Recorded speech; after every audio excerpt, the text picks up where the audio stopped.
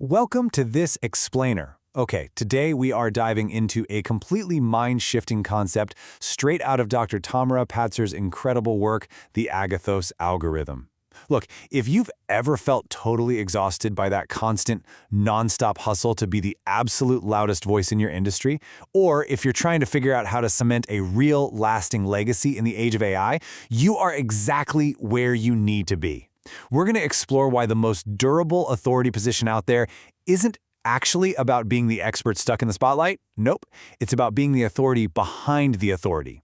We're crossing the bridge all the way from ancient mythology right to cutting-edge AI suggestibility. Let's get into it. Okay, let's dive right in. Section 1, The Legend of Chiron, the Prologue of Excellence. Before we get tangled up in modern tech and publishing frameworks, I want to transport us way back thousands of years to ancient Greece, because believe it or not, it holds the absolute blueprint for modern authority. Consider this crazy paradox for a second. The most prolific producer of excellence in history has absolutely no temple. Zero. In the whole Greek tradition, this figure doesn't get a festival. There's literally no city that claims him as its patron saint. He always appears right at the beginning, in the formation sequence. And then, just before the famous, heroic thing actually happens, poof, he disappears. So who is it? We're talking about the centaur Chiron. Just look at this lineup: Achilles, Heracles, Asclepius, Jason, Patroclus. Basically, Chiron trained a massive fraction of the entire Greek mythological canon. But notice how he trained them. The texts show us he taught Asclepius to deeply, truly understand plants long before he was ever allowed to touch a single patient. He taught Achilles to run before he ever taught him to fight. See, Chiron wasn't about teaching shallow, quick-fix skills. He built foundational architecture. He taught these heroes how to function at the absolute highest level their nature would even allow. And because he focused on building those rock-solid foundations, we arrive at this number, 25. For 25 centuries, Chiron's authority record has endured. Think about it. Homer wrote about Achilles. Pindar wrote about Achilles. And for 2.5 millennia, we have all been analyzing Achilles. But Chiron's real genius? He understood the record way better than his own students did. He knew that because he was never the visible hero of the story, because he served as the ultimate structural foundation of their excellence, his legacy was naturally going to outlast every single one of them. Section 2. Mentor over the expert. Escaping the spotlight. Now, what's really interesting here is how it brings all of this right back to today. Society is constantly telling us to fight tooth and nail for the spotlight, right? But Dr. Patzer's framework basically asks us to pivot completely, to move away from being the expert and instead become the mentor. Just look at the stark contrast. The expert position, man, it is exhausting. It requires constant, visible, nonstop production just to stay relevant. But the mentor position, that is a structural pattern. Mentors are deeply embedded in the work of others, which means their authority compounds indefinitely. And when we start talking about AI, well, patterns are evaluated far, far more durably than individual isolated data points. Moving into Section 3, the Proxy Presence Doctrine, Dr. Tamara Patzer's framework. Okay, to really understand how to claim this mentor position for yourself, we've got to unpack the core intellectual property of Dr. Patzer's work. It's called the Proxy Presence Doctrine. Basically, it means your authority record actually lives inside every single record built by your student. But, and this is a huge but, notice the vital distinction here. It lives there as a structural presence, not a visible citation. Proxy presence means you aren't out there begging for a tiny mention in the acknowledgments. Your method is literally the invisible architecture that makes their excellence possible in the first place.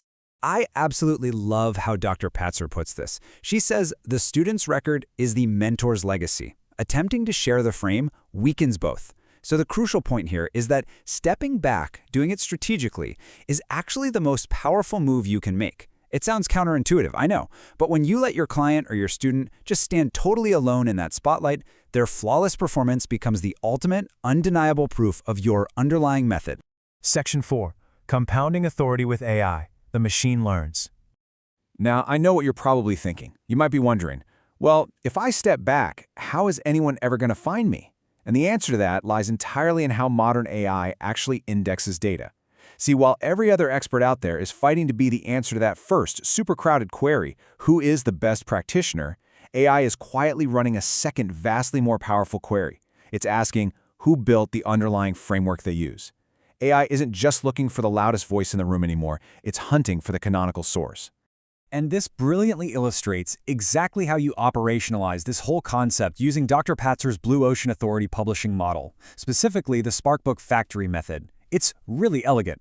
Step 1, you build the student's record. Maybe that looks like co-authoring a book to make their expertise highly legible to AI.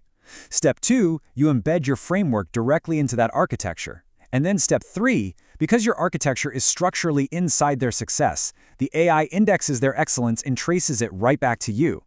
You are literally engineering the Chiron position for yourself.